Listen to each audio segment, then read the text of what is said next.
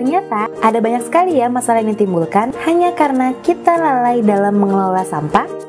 Tapi jangan khawatir dulu, karena dalam video ini saya akan membantu pemirsa sekalian untuk mengenal lebih jauh mengenai seluk-beluk sampah dan mengenalkan bagaimana kita dapat mengelola sampah agar tidak menjadi masalah, melainkan mengelola sampah menjadi berkah. Oke, mari kita awali dengan mengenal jenis-jenis sampah terlebih dahulu.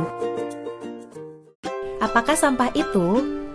Sampah adalah sisa-sisa kegiatan kita sebagai makhluk hidup. Sebagai makhluk hidup, kita menghasilkan sampah.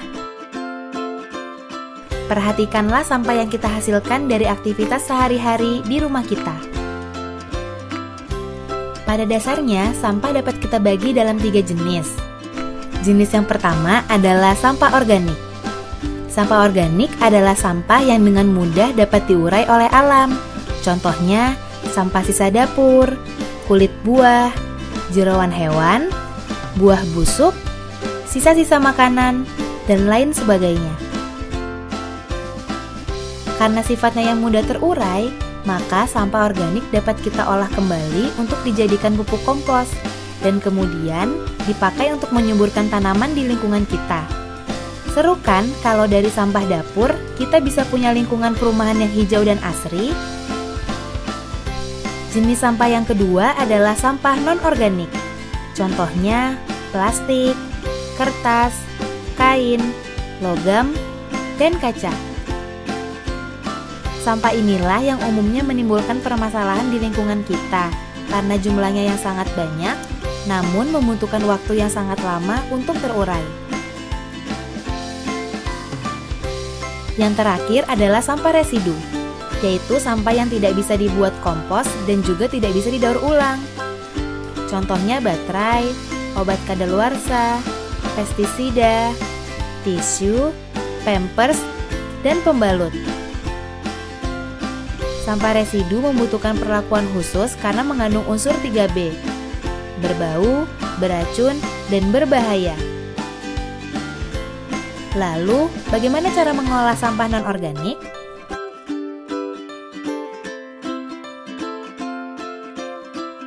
Cara pertama adalah dengan mengolah sampah non-organik seperti plastik kemasan bekas, kain-kain perca, kertas koran, dan berbagai material lainnya menjadi berbagai macam kerajinan tangan yang unik dan menarik seperti tas, bunga plastik, dan lain sebagainya. Kegiatan ini dapat dilakukan di waktu senggang dengan cara yang sederhana dan menyenangkan, melalui kegiatan di lingkungan tempat tinggal masing-masing. Selain dapat dipakai, hasil dari kerajinan daur ulang ini dapat dipasarkan, sehingga menghasilkan pemasukan tambahan. Bahkan di beberapa tempat yang sudah berkembang, hasil kerajinan daur ulang ada yang sudah berhasil dipasarkan ke luar negeri. Menarik bukan?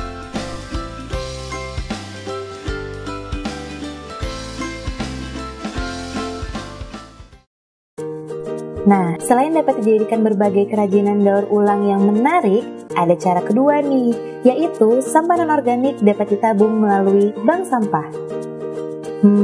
Bank sampah, bagaimana ya bentuknya?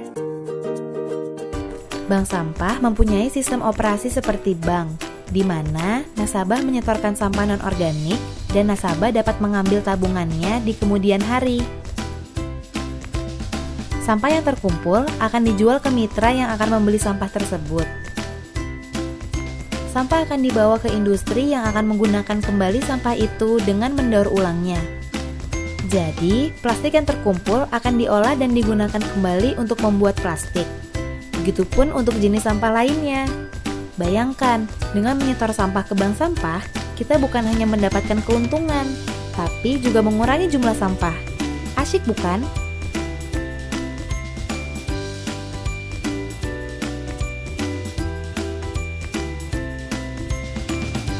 Lalu, bagaimana memulainya? Alur kegiatan bank sampah pada dasarnya dimulai dari rumah tangga, yaitu ketika warga mulai memilah dan merapikan sampah di rumah masing-masing. Untuk memudahkan pemilahan, ada baiknya rumah tangga mempunyai tempat sampah yang terpisah untuk sampah kertas, plastik, kaleng, dan beling.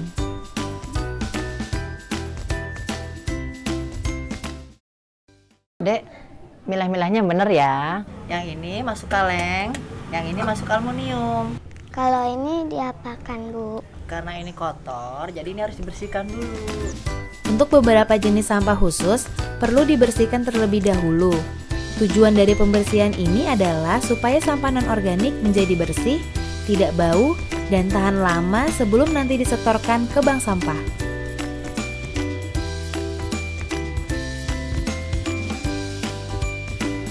Setelah dilakukan pemilahan di rumah, nanti pada tempat dan waktu yang telah disepakati, para nasabah dapat membawa sampah yang telah dirapikan tadi untuk disetorkan ke bank sampah. Ingat loh, jangan sampai terlambat datangnya, karena petugas tidak akan menerima sampah lewat dari jam yang ditentukan bersama. Buruan, nanti bank sampahnya nutup. Oh iya, sebentar ya. Yuk, jalan yuk.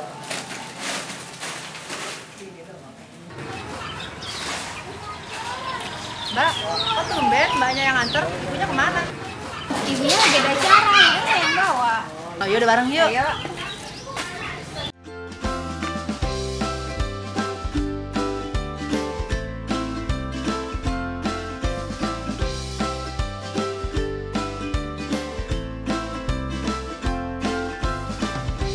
Nah, setelah dibawa ke bank sampah, terlebih dahulu akan dilakukan penimbangan untuk lalu dimasukkan ke catatan oleh petugas bank sampah.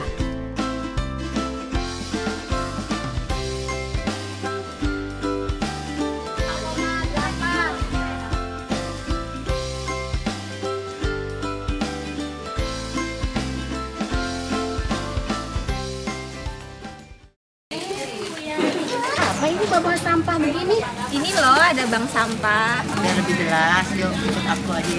Oh iya deh. Untuk calon nasabah yang ingin ikut menabung, jangan khawatir, tinggal datang ke bank sampah terdekat dan petugas akan mendaftarkan, memberikan buku tabungan, serta menginfokan harga sampah per kilogram berdasarkan jenis sampah yang disetorkan. Nah, setelah kegiatan usai, para petugas akan mengelompokkan kembali sampah berdasarkan jenisnya untuk kemudian dibawa oleh mitra pembeli sampah. Hasil penjualan inilah yang akan dimasukkan ke buku tabungan nasabah.